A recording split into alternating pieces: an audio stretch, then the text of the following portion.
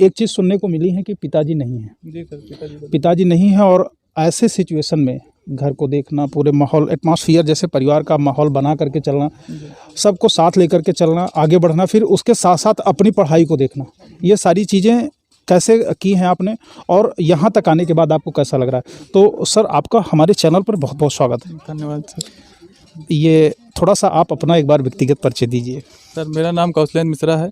मैं रायबरेली ज़िले के मिश्रण के पूर्वा गढ़ी इस्लाम नगर का निवासी हूँ जी सर। और ये मेरा जो है 5वां जो है मेंस था, वो 5वें मेंस में सब जो अच्छा, है 5 बार आपने प्रयास किया हुआ है, 5वीं बार सिलेक्शन हुआ है आपका? Yes sir. और ये मेरा माध्यम हिंदी माध्यम से जो है, मैंने मेंस परीक्षा हिंदी माध्यम में लिखी है। जी। कठिनाइयाँ जो एक शब्द आता है सभी बच्चों के लिए आता है जो तैयारी करते हैं, कठिनाई शब्द सबके लिए आता है। तो आपके लिए ऐसा कौन सा दौर रहा है जो लगा कि यार ये कठिन है, इसको कैसे हल किया जाए? जी, इसमें सबसे बड़ा यही रहा कि पिताजी का देहांत 2017 में हो गया था सर। तो उस समय थोड़ा सा पढ़ाई ब्रेक हो गई थी जी। फिर, लेकिन उसके बाद रिस्टार्ट फिर से किया जो है।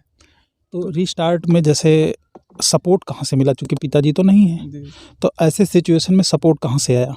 सर जैसे मतलब हमारा संयुक्त परिवार है, तो जो है बड़े वाले चाचा जी हेड कांस्टेबल हैं, तो वो पैसे की जो है दिक्कत वहाँ से नहीं हो रही थी। और इधर गांव में जो चाचा रहते हैं, इधर पूरा खेती बाड़ी ये संभाले थे, तो हमको फील नहीं हुआ कि जैसे कोई पिताजी नहीं है तो दिक्कत। मतलब हाँ, घर परिवार संभालने के लिए हैं, चाचा लोग हैं और भी रिलेशन वाले हो सकता है हों, तो ये हाँ सारी चीज़ें हैं। जी। आइडियल किसे मानते हैं आप? सर आइडियल तो जैसे पहले तो पिताजी ही हमारे, हमको लगता है कि सबसे मुझे आइडियल के रूप में मानता हूँ मैं। और उसके बाद सर जैसे स्वामी विवेकानंद को जी मैं ये अच्छा, जो पढ़ने वाले बच्चे हैं, पता नहीं क्या जो पीसीएस का इस बार जिन लोगों का नाम आ रहा है, जिनसे मेरी मुलाकात हो रही है, एक तो उनके पिताजी तो मान लीजिए सबके हैं, ठीक है, ये स्वामी विवेकानंद क्यों भाई? क्योंकि सर जो है उनके कुछ कथन ऐसे हैं ना कि वो आपको प्रेरणा देते हैं, जैसे कि उठो जागो और तब तक ना रुको जब तक लक्ष्य को प्राप्त न कर लो।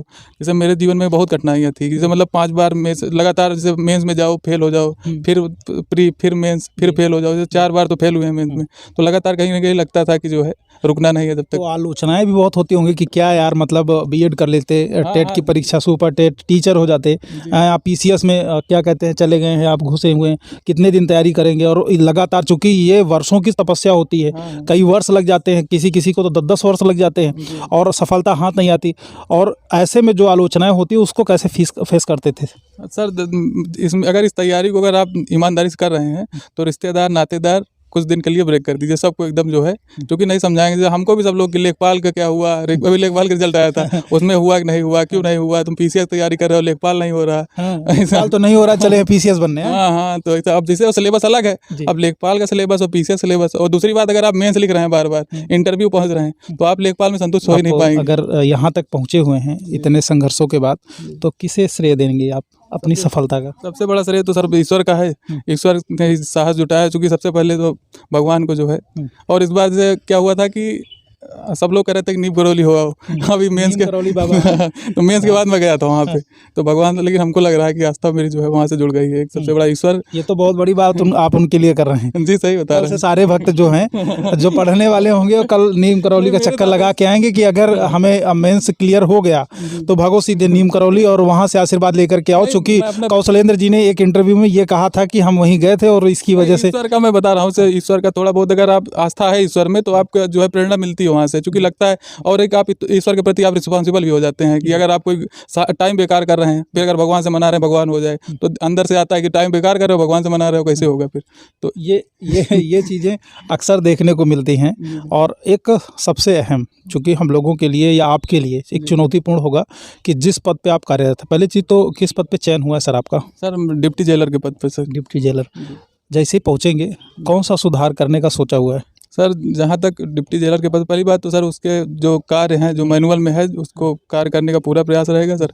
इसके अलावा जैसे जेल में समस्याएं हैं, जैसे कैदियों के साथ उनके वातावरण, वहाँ का जो एटमॉस्फेयर है उसमें जैसे चेंजेस, या वहाँ पे जैसे कुछ ऐसे सुधार भी हैं कि जैसे कहते हैं कि जेल में बहुत ज़्यादा मतलब कि बेहतर वहाँ पे उनको रहने का या खाने की समस्याएं हो जाती है ना, बेहतर कैंटीन वैंटीन सही नहीं चल रहा है, तो ये सब देख रेख करना है, ये सब अभी और फिलहाल चूंकि वहाँ की जिम्मेदारियों से आप अनभिज्ञ हैं, हाँ, उतना ज़्यादा शायद हो सकता है ना रहे, कभी भविष्य में इन फ्यूचर आप रहें कहीं तो वो मौका मिले कि आपने 4 साल ड्यूटी कर लिया, हाँ आप बताइए अब कौन सा सुधार करना चाहते हैं। जी अभी तो तब वो इंटरव्यू करेंगे तो उसका अलग एक मजा हाँ रहेगा। जी, चूंकि प्रैक्टिकल रूप से अभी मुझे पता नहीं है, यहाँ तक मैं अभी किसी थाने चौकी आज तक इतना बड़ा हो गया मैं गया नहीं हूँ, तो नहीं, मुझे चाचा तो हैं, कांस्टेबल चाचा हैं। है, लेकिन वो चाचा हमारे बहुत दूर रखते हैं सब चीज़ों से, और वो हमको अभी भी सलाह दे रहे हैं, कहा अब की अटेम्प्ट दो, ये वाली नहीं, तुम SDM पे पहुंचो, हम कहा वही चल रहा है। अच्छा, ये बहुत अच्छी चीज़ें आपने कही कि चाचा अभी भी प्रेरणा में लगे हुए हैं कि बेटा यहाँ नहीं और आगे चलना है, ये तो एक ठहराव है। जी जी सर। ठीक है ना, हाँ ये सबसे अहम है।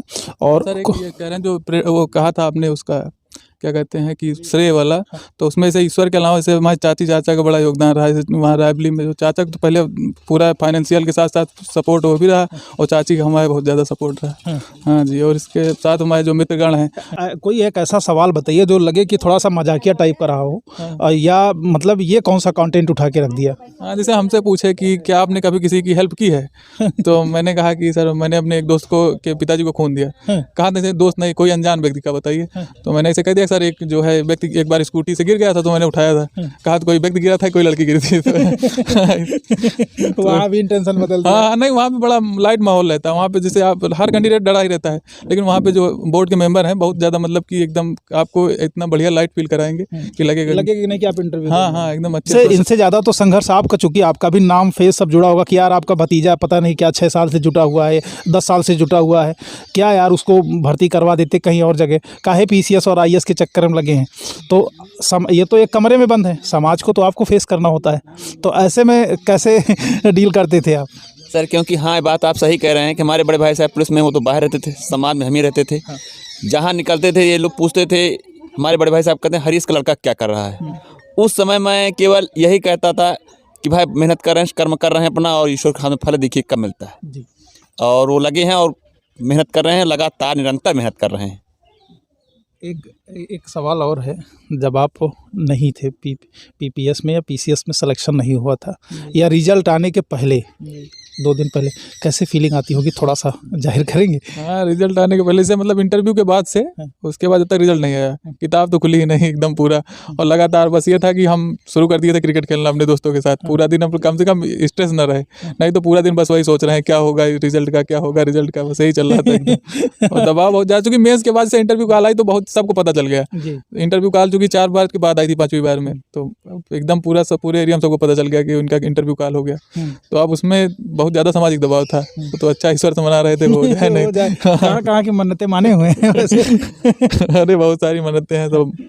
तो ये इसके आपने समय दिया, आपका इसके लिए धन्यवाद, और आगे चलिए, ड्यूटी ज्वाइन कीजिए, हम लोग मिलेंगे चाहे जहाँ रहेंगे, एक बार टकराव जरूर करेंगे कि आपने कहा था कि ये बदलाव हमने सोचा हुआ है और ये करेंगे, तो देखते हैं कि आपने बदलाव कहाँ कहाँ किया हुआ है और कैसे किया हुआ। धन्यवाद सर।